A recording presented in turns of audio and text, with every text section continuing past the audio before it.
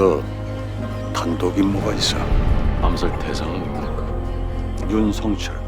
북한 최고 인민위원장 말입니까? 어. 대한민국 국가안전국 NSS 최고위원 현주는 부국장 백산의 비밀 지시로 북한 최고인민위원장의 암살 임무를 받습니다. 자격수 배치는 삼각 포인트가 이중으로 겹쳐지는 것들을 확보했습니다. 미리 확보해둔 장소에서 총을 조립하고 준비를 마쳤지만 북한 최고인민위원장이라니 현주는 겁나 쫄렸죠. 1분 전입니다. 알았다.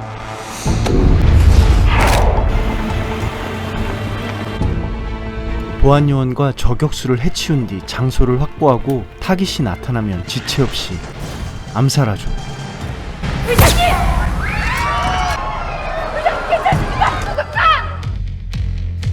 임무를 마친 현주는 계획대로 장소를 빠르게 벗어나려 하는데 북한 호위부 장교의 총에 맞아 부상을 입게 됩니다.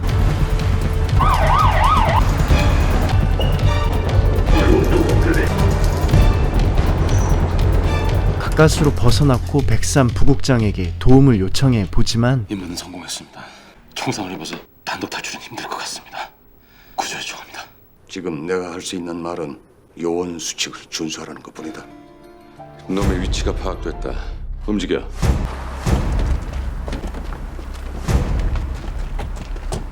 북한 호위부의 추격은 점점 좁혀져 오고 시간이 얼마 없었죠. 몸 안에 박힌 총알을 스스로 빼냅니다. 알고 있었지만 정말 버려지고 나니 방법이 없었습니다. 하지만 백사는 현준의 둘도 없는 친구 진사우를 보냅니다. TK1이 작전 중에 부상을 입었다. 잡히면 곤란한 상황이야. 피를 많이 흘린 현주는 정신을 잃어가고 있습니다. 그리고 지난 날들이 떠오르죠. 현주는 NSS 요원이 되기 전 특임대 소속이었는데 부대의 배려로 대학원에 다닐 수 있었습니다. 그리고 수업 첫날 이 케네디의 죽음에 대해서는 몇 가지 서로 다른 가설들이 있습니다. 그쪽 생각에는 어느 가설이 제일 신빙성이 있다고 봅니까? 저는 군산복합체 배우설이 가장 유력하다고 생각하는데요. 왜죠? 케네디 대통령이 베트남전에서 미군을 철수하려고 했을 때 무기 장사를 해야 하는 군산복합체들은 케네디를 죽일 수도 있었을 겁니다. 어떻게 생각해요? 세상 삐딱하게 보는 음모론자들 억지 아닙니까?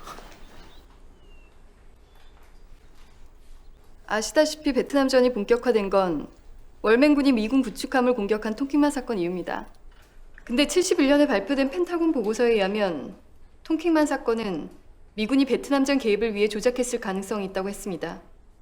1963년 미군 철수를 준비하던 케네디가 죽고 1964년 미국을 본격적으로 베트남전에 참여하게 만든 통킹만 사건이 일어났습니다.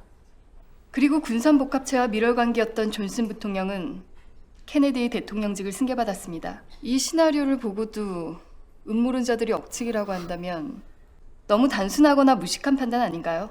똑똑하고 아름다운 외모에 승희를 보고 첫눈에 반해버린 현준. 그리고 바로 들이대 보지만 개무시를 당하고 승희는 만만한 여자가 아니었습니다.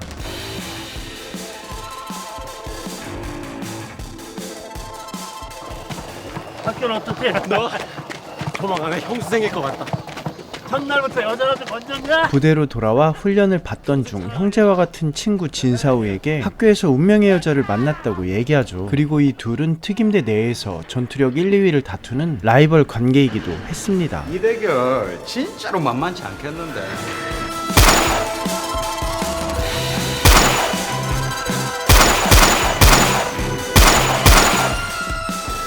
알파 승!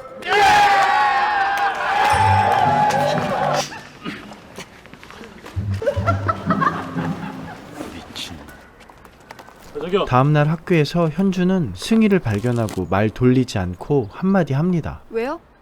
사람 연거푸 단순 무식한 놈으로 몰아세우더니 왜 그러니 나 참. 아직 내가 누군지 몰라서 그런 것 같은데 내가 알 기회를 주지. 차나 한잔 합시다. 저기 차만 씹여서 노닥거리는 거 체질이 안 맞아서요. 술이면 모를까. 야, 술 잘 마시네. 어때요? 간이 딱 맞죠?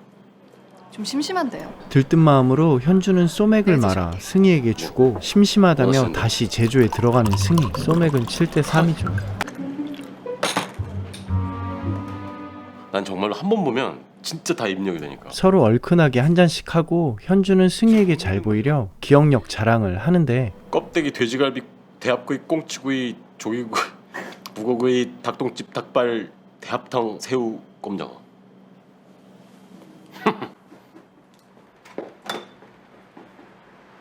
됐죠? 소비자 상담실 전화번호. 080-334-2888 바코드 넘버는?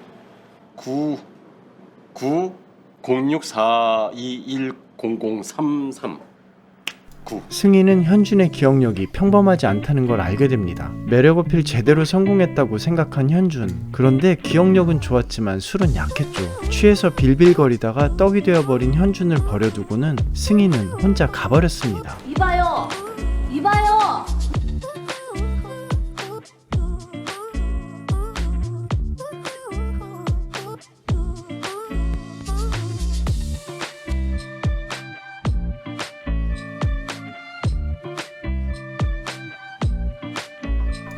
현준은 승희와의 좋은 날들을 꿈꾸며 부풀었지만 이상하게도 다음 날부터 승희를 찾을 수가 없었습니다.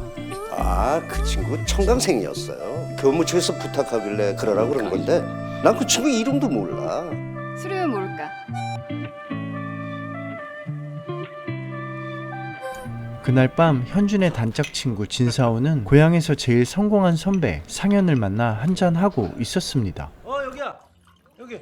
그런데 상현은 회사 직원이라며 소개시켜주는데 다름 아닌 승희였습니다. 하지만 선배 상현은 승희를 한진아라고 소개합니다. 뭔가 이상하죠. 이 친구 이름은 한진아. 우리 회사 기획실 팀장. 사우도 한진아 아니 승희를 보고 첫눈에 반하게 되죠.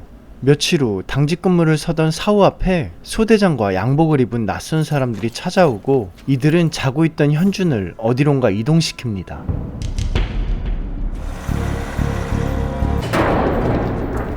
뭔가 불안하고 이상했지만 상관의 지시라 어쩔 수 없이 따라갔던 현준은 드라이버.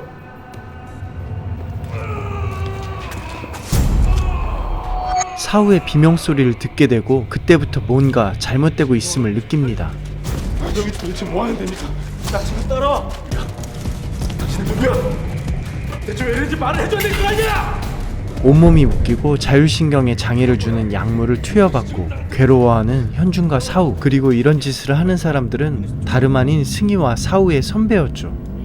펜토탈에 정상적으로 반응한다면 저 친구 눈 뜨고 있게 되는 겁니다. 모든 변수가 정상 범주 내에 있어요. 의지로 자신의 감정을 완벽하게 통제하고 있는 거죠. 펜토탈 투여량 늘려. 괜찮을까요? 해.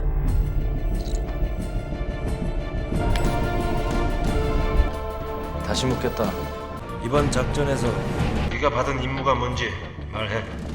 한계를 넘어서면 죽을 수도 있다.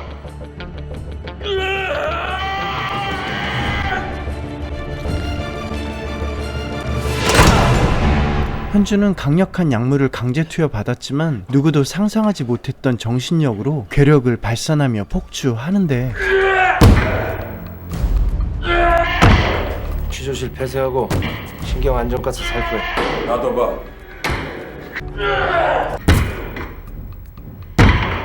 현준은 건너편에 누군가 지켜보고 있다는 것을 알았죠. 그리고 쉽게 당하지 않을 것이란 눈빛을 보내고는 사우를 찾으러 나갑니다.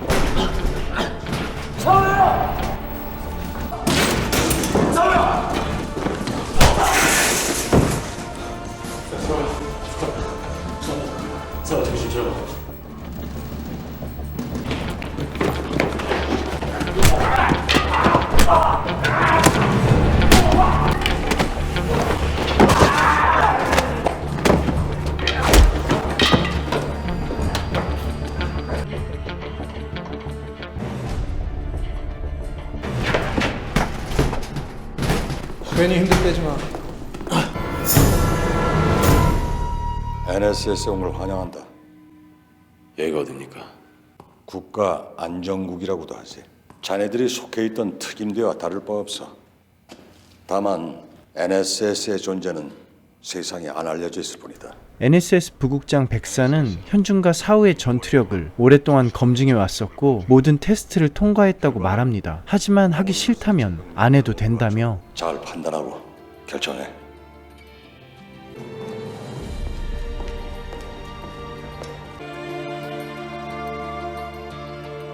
육 6개월 동안 NSS 특별훈련 과정을 마치고 현준과 사우는 특임대에서 NSS 요원으로 신분이 바뀌었고 드디어 본부에 첫 출근하는 날. 눈에 힘들 좀 풀어.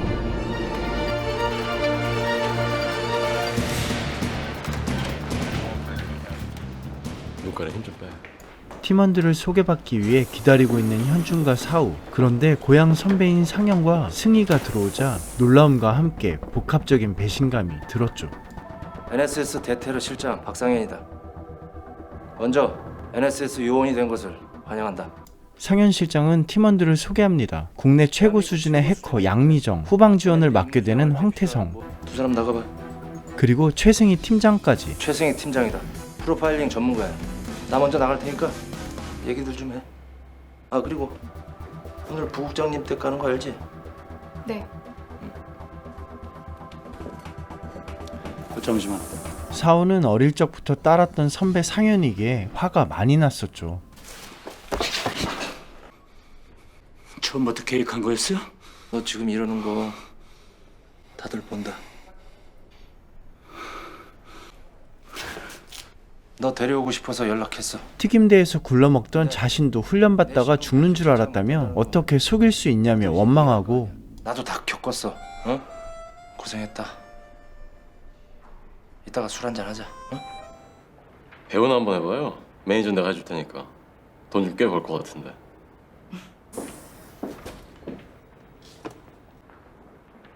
NSS 요원으로서 지켜야 할 수칙들은 이미 교육과정을 통해 숙지했을 겁니다. 언제 임무 수행 명령이 떨어질지 모르니까 365일 비상대기한다고 보면 됩니다. 질문 있습니까? 그럼 부국장님 뵈러 나가죠. 국장님. 안녕하세요. 안녕하십니까. 어서 들어와. 고생들 많았지? 내가 밥이나 한 끼 먹자고 불렀어. 아 오늘 이거 참 사모님한테 오늘 식사 대접에다 이거 차까지 이거 패만 끼치는 거 아닌지 모르겠습니다. 아유 아니에요. 당신 회사는 미남 미녀들만 뽑나 봐요. 내가 잘생긴 친구들만 데려와서 그렇지 못난 놈들도 많아. 부국장 백산의 집에서 환영 식사를 마치고 2차로 와인바에 왔습니다. 이야기를 하던 중 승희는 전화를 받고 잠시 나가고 상현은 백산 부국장에 대해 얘기합니다. 우리 집사람한테 비밀로 하는 거 그거 장난 아니거든. 부국장은 30년 넘게 지켜온 거 아니야. 그거 아무나 할 수 있는 거 아니야. 승희가 전화를 하러 밖에 나가자 현준이 따라 나왔죠. 왜 나왔어요? 나에 대해서 프로파일링 했다면서요. 그럼 뭔가 알아낸 게 있을 거 아니오. 현준은 그동안 승희를 좋아하면서 가슴앓이 했던 것을 화풀이하듯 승희를 계속 도발하는데, 당신 마초기질 있는 것처럼 건들거리는데 그거 과거의 상처나 어두운 기억을 위장하기 위한 허세일 뿐이라는 거. 그리고 매사에 자기 중심적이라는 거. 그것 또한 자기 방어 기제가 심리에 깔려 있는 거죠. 그리고 첫눈에 반해 날 좋아한다는 거. 싸늘하다. 근데 어쩌죠? 김현주 씨는 내 스타일 아니거든요. 과거의 상처가 뭔지 모르지만 그거 감추려고 마초 기질로 껄렁대는 남자. 딱 질색이에요. 그리고 다시 한번 말하는데 당신 상관이라는 거 명심해. 한 번만 더 이딴 식으로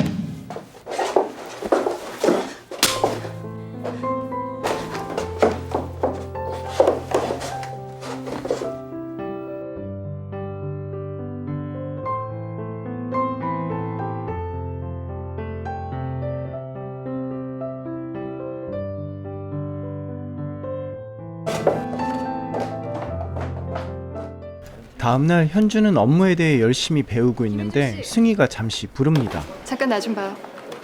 주변 신경 쓸 거 없어요. 여긴 NSS 내에서 유일하게 CCTV 사각지대니까. 아, 그리고 어제 일에 대해 화가 나 말하죠. 내가 만만해? 아님 NSS 조직이 당신한테는 우습게 보여?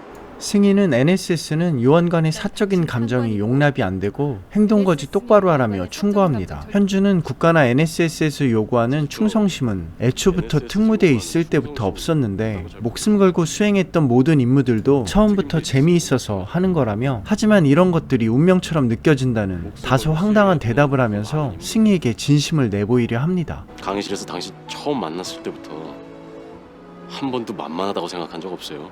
그리고 이거 장난 아닙니다.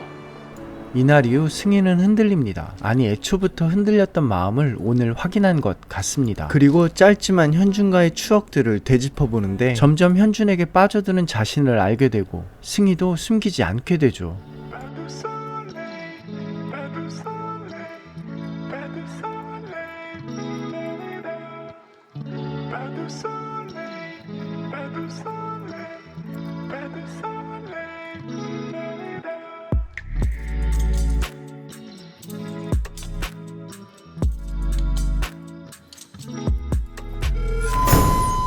야마모토 다카시, NSS뿐 아니라 일본 내각 조사실에서도 드디어 첫 임무가 생깁니다. 야마모토 다카시, 세계적인 테러 용의자였죠. 1999년 오키나와 미군기지 부대 개방 행사일에서 미군 시설을 파괴한 걸로 추정됩니다. 그렇게 위험한 인물이면 입국을 거부하든가 입국 조치 잡으면 되지 않습니까? 입국하려는 이유를 알아야 돼. 테러가 목적이라면 파악하지 못한 공범들이 분명 있을 거라며 실장 상현은 입국 목적, 접촉 대상, 이동 동선을 파악하라며 사우와 현준에게 공식적인 첫 임무를 맡깁니다. 다음날 야마모토가 입국하고 사우와 현준은 일거수일투족을 감시하는데 야마모토는 청계천과 서울 시내를 간단히 둘러본 뒤 카지노로 향합니다. 그리고 여기서 예기치 못한 인물을 발견하는데 최승희 팀장, 금붕어 옷을 입고는 야마모토를 미인계로 유혹하고 있었죠. 그리고 야마모토와 승희는 방으로 향하게 되는데 현준과 사우는 정말 얼탱이는 없었지만 몸까지 내던지는 거야? 가만히 있어봐. 조용히 좀 해봐. 先にシャワー浴びて。一緒に浴びようやか。だ、恥ずかしい。先に浴びて。わかったわかった。 승희는 야마모토가 샤워하러 들어간 사이 야마모토의 핸드폰에 추적 장치를 심어놓고는 내일 만나자는 쪽지 한 장만을 남겨둔 채 방을 유유히 빠져나오죠.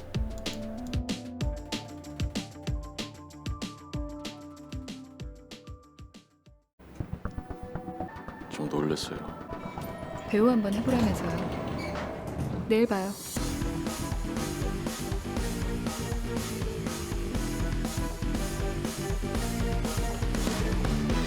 다음날 다시 만난 승희와 야마모토. 승희가 옷을 입어보러 들어간 사이 야마모토는 전화 한 통을 받게 됩니다. 지금 통화하고 있어요. 접선 지점 정할지도 모르니까 통화 내용 확인해보세요. 그런데 뭔가 이상해진 야마모토. 결국 승희의 정체를 알게 됩니다. 다급해진 사우와 현주는 현장으로 달려가고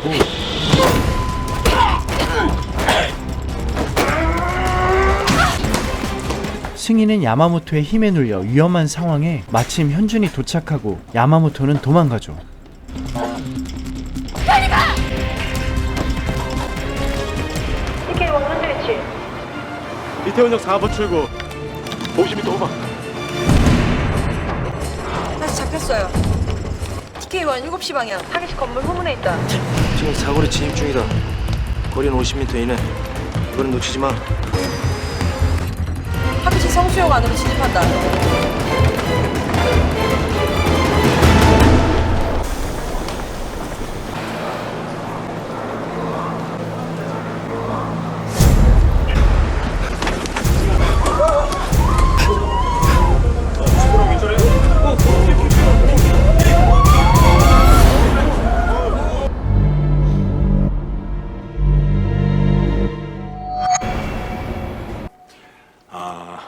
이 후두골과 경주 1번 사이를 비스듬히 위에서 아래로 아주 정확히 뚫고 들어갔어. 이건 프로 중에 프로 솜씨야. 예측 가능한 유력 테러 대상은 첫째, 대통령. 둘째, 미국 대사. 셋째, 현재 방한 중인 일본 관방상입니다. 테러가 목적인 것이 확실했지만 아무것도 파악하지 못한 채 공범을 눈앞에서 놓치고 언제 일이 벌어질지 모르는 상황. 모두가 비상이었죠. 현주는 테러 대상이 대선 후보 중에 있을 것이란 말을 꺼내고 자네 느낌으로 대책을 세우라는 거야? 그래도 가능성은 열어두시는 게 좀... 안 그래도 혼란스러운데 자꾸 쓸데없는 소리야. 두 사람 이번 일 손 떼고 대기하고 있어.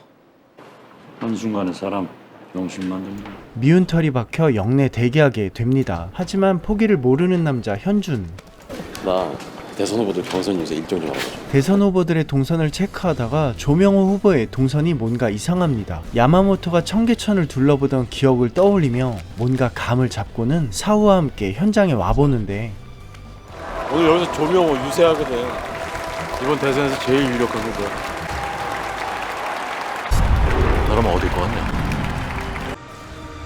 난 저기다. 나도 같은 생각이었어. 걱정 마, 내가 책임질게. 저기 좀 당겨봐. TK1, TK2, 코드 EX. 후력 빌드 옥상 X2Y와 포인트.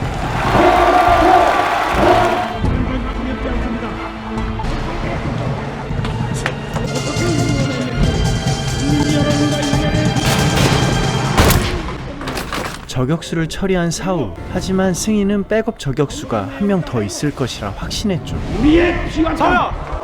마표 4층짜리 건물! 꼭대기 층 가운데 창문! 힘이라는 믿음! 그 힘으로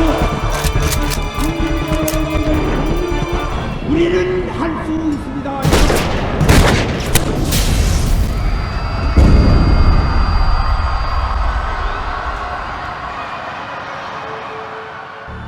그리고 랩을 잘할 것 같은 이 남자, 뭔가 암살자 같은 냄새가 나죠. 조명호 후보의 암살이 실패된 걸 보고는 전화가 온 누군가의 지령을 받습니다. Mr. Black. You got it. I'm on my way.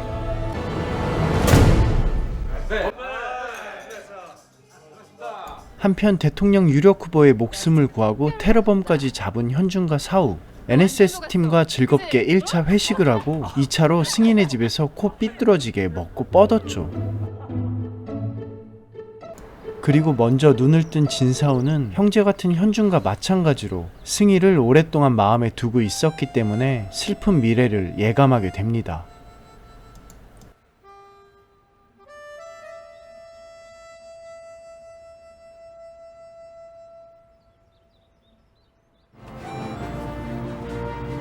그만해라.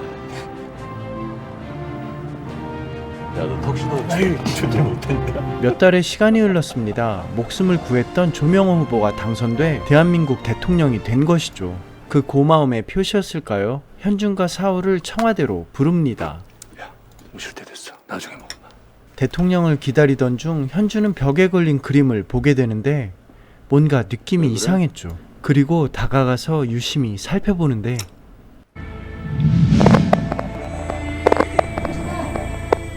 이런 거 만지면 안 돼. 왜 그래? 나 여기 와본 적 있는 것 같아. 언제? 핵 개발을 실용화시킬 수 있는 마지막 단계의 핵심 기술을 갖고 계신 분들입니다. 모르겠어. 장난치지 말고 빨리 와서 앉아. 나 오실 때 됐어. 대통령님 오십니다. 대통령 각하 오십니다. 이름이 뭐예요? 김현주. 커서 뭐 될래? 지구를 지키는 슈퍼맨.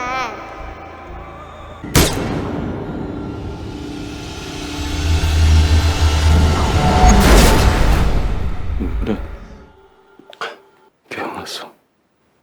나 여기 와본 적 있는 건 맞아. 괜찮아요? 예. 두 분 덕에 내가 이 자리에 설 수 있게 됐어요. 마땅히 해야 할 소임을 다한 것뿐입니다. 자, 경호처 요원이 아니라고 들었는데 그런 국정원 소속들인가요? NSS입니다. NSS라면은 제가 추후에 보고 드리겠습니다. 드디어 대통령을 만났는데 대통령은 NSS 존재조차도 모르고 있었죠. 그리고 현주는 부모님에 대한 조각난 기억들, 또 그 기억들의 끔찍한 잔상들로 혼란스럽고 괴로웠습니다. 아이 난 처음 들어보는데요. 그러실 겁니다. 저도 얼마 전에야 NSS 존재에 대해서 알았으니까요. 비서실장은 대통령에게 NSS의 존재를 설명합니다. NSS는 1976년 만들어진 현재는 국정원 소속의 비밀 조직인데 당시에는 국가 안보에 관한 모든 정보들을 중앙정보부와 기무사가 다루고 있었습니다. 하지만 두 조직 모두 미국 CIA에서 심어둔 이중 첩자들이 있었고 그들은 청와대를 도청하고 감시했었죠. 박정희 전 대통령이 핵 개발을 추진했던 거 아시죠?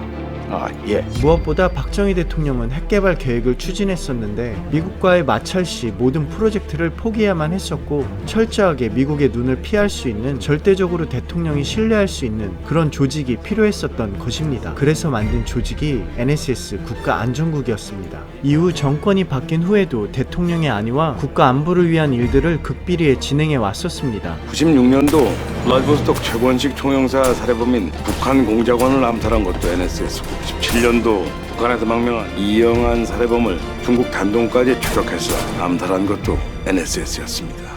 미국이나 일본에서조차 모르고 있는 극비 상황입니다. 계속 유지해야 한다고 보십니까? 끔찍한 기억들의 잔상들로 괴롭고 혼란스러운 현주는 그 기억의 실마리를 찾기 위해 승희와 함께 어릴 적 자랐던 성당 보육원에 찾아왔습니다. 나 7살 때 일로 왔다. 중학교 때까지 여기 살았어. 고등학교, 대학교 때는 학교 앞에서 자취하고. 그전엔? 모르겠어. 기억이 안 나. 사실 그게 알고 싶어서 여기 온 거야. 신부님. 미카엘, 어떻게 된 거냐? 현주는 어릴 적 키워주신 신부님에게 오랜만에 인사드리고 승희도 소개시켜 드립니다. 그리고 나서 신부님과 단둘이 자리를 만들고 보육원에 오게 된 이유와 부모님에 대해 아는 것이 있냐고 물어보죠. 단 한 번도 묻지 않았는데 왜 이제야 궁금해진 거야? 현준도 왜 궁금하지 않았는지가 너무 이상하다고 말합니다. 7살 이전의 기억들이 정말 거짓말처럼 지워져서 기억나는 것이 없다며 제 부모님은 누구시죠? 저한테 무슨 일이 있어도 합니까? 알아냈어? 아무 자료도 기록도 없대. 이상하네. NSS에도 현준 씨 자료는 없고 여기도 없으면 하늘에서 뚝 떨어진 건가? 성모님, 이렇게 비밀투성이인 사람 좋아해도 되는 거예요? 뭘 하셔? 그깟 과거 따위 무슨 상관이냐? 접니다.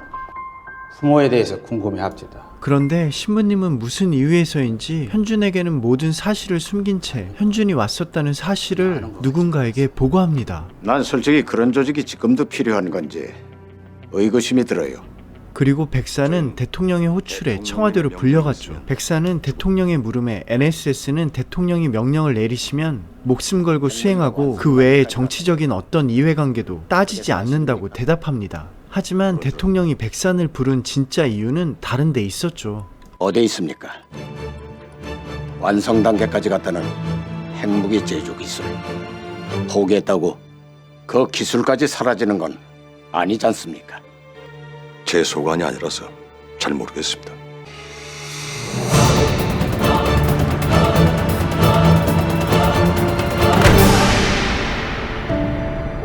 야, 얘들 휴가 주련다. 아이고, 뭐 한 것도 없는 놈들한테 휴가는 무슨... 아, 대통령 목숨을 구했는데 왜 한 게 없습니까? 야, 춘재에게 운이 좋아서 그렇게 된 거지? 난 그 솔직히 창피해가지고 어디 가서 말도 못하다 나고. 운도 실력이란 말 모르세요? 빙고, 안 그러냐? 맞지?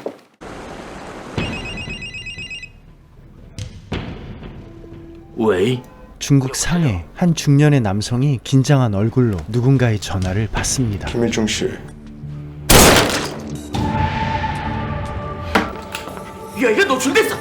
누가 침투했어! 你说什么?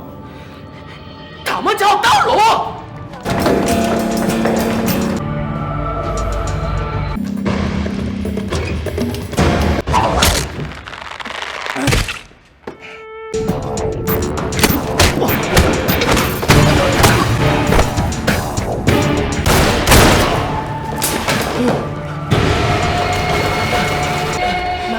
난 힘들 것 같아요. 홍순영 동지한테 기대를 해봐야지요. 남쪽하고 저쪽으로 엄청. 아이리스 이스트. 지금 무슨 소리 하는 거야? 난 모르는 일이야.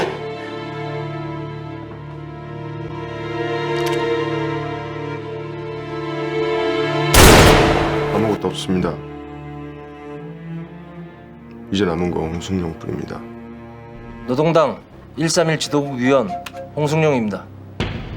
홍승용은 북한의 천재핵물리 과학자이자 북한의 핵개발을 총괄하는 131 지도국의 핵심 인물입니다. TOP 킬러한테 암살당한 김일중도 이들 멤버 중 하나였던 거였는데 이들 핵심 인물들이 북한을 떠나 어디든 망명을 시도하고 있던 거였죠. 그중 최고 핵심 인물 홍승용은 대한민국으로 망명을 원했습니다. 우크라이나에 있는데 곧 헝가리로 넘어갈 것 같습니다. 헝가리?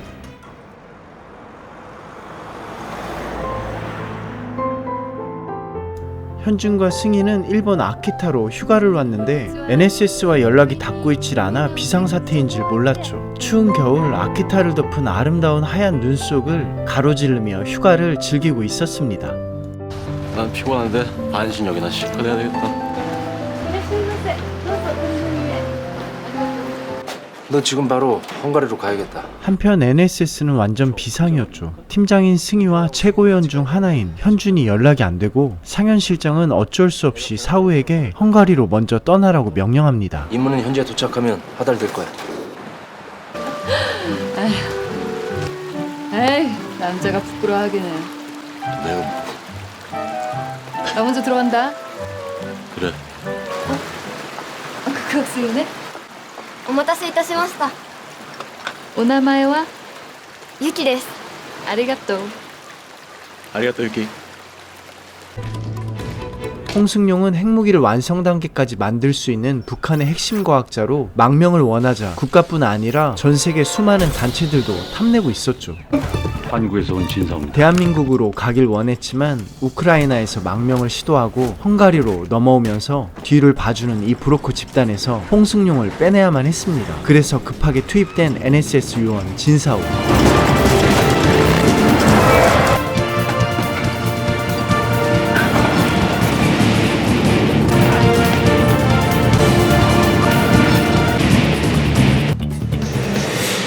뭐 그렇게 부끄러워해 우리 사이에? 너도 속옷 안 가져왔어? 한편 일본에서 오붓한 시간을 보내고 있는 현준과 승희. 승희는 화이트데이 사탕을 준비하지 않은 현준에게 삐져 있었는데 화이트데이 사탕 왜 그냥 애들처럼 유치하게. 내가 유치한 거 좋아한다 그랬냐 안 그랬냐? 삐진 승희를 위해 현준은 사탕을 사러 나갑니다.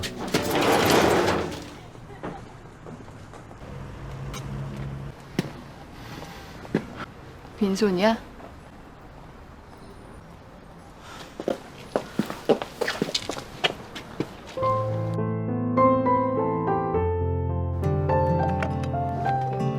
아이고 됐냐?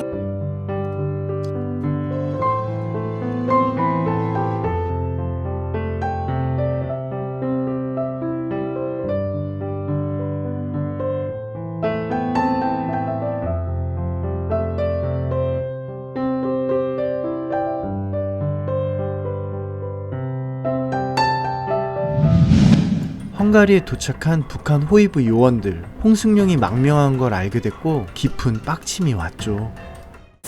어떻게 된 거야? 어? 휴가 중이라도 비상라인 열어두는 건 기본이잖아. 죄송합니다. 헝가리행 티켓이야. 지금 출발해. 홍승용, 북한의 핵개발 전략을 담당하고 있는 자입니다. 이 자가 정치적 망명을 요청해 왔습니다. 저런 거물이 갑자기 망명이라뇨. 무슨 의도인지 의심부터 해봐야 되는 거 아닙니까? 묻는 말에 사실대로 대답해. 휴가 어디로 갔었어? 일본. 동행한 사람 있었지? 승희. 좋아하냐? 죽여줬지. 너한테 천만 원 거니까 비밀 지켜야 된다. 사우 씨.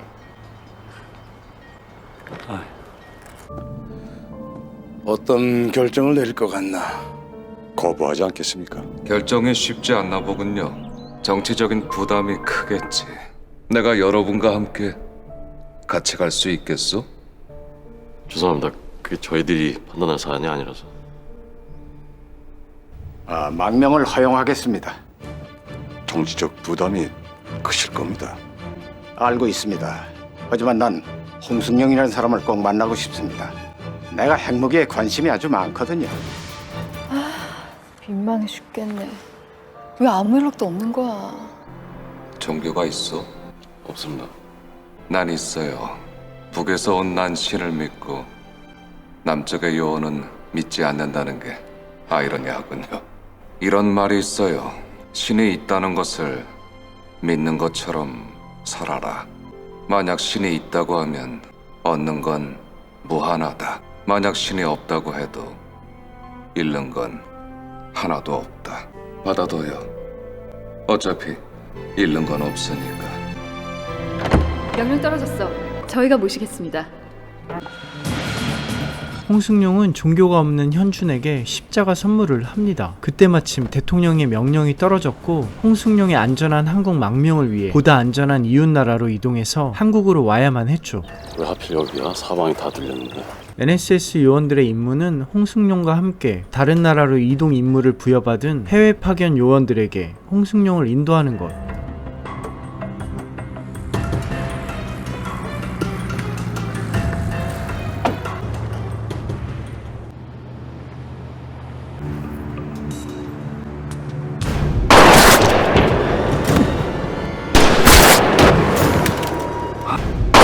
김일중을 암살했던 의문의 킬러가 또다시 홍승용을 암살하려 하는데 당신 누구야?